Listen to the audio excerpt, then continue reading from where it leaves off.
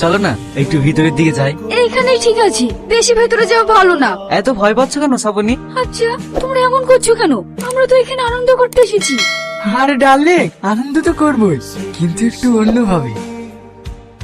এইসব কি করছো? ছেড়ে দাও আমাকে, ছেড়ে দাও। এত নাটক করো না শ্রাবণী, এখানে কোনো কিছু করে লাভ হবে না। বাঁচাও, কে কোথায় আছো? আমাকে বাঁচাও। কি ব্যাপার, একটা মেয়েরা উৎসাহ আছে না? চল তো গিয়ে দেখি। এ কি ছাড়ো মেয়েটাকে, তোমরা কি পাগল হয়ে গেছো নাকি? একটা মেয়ে কিভাবে সিসি? এই তো দাঁড়িয়ে কি করছিস? মাসিনা দেখে।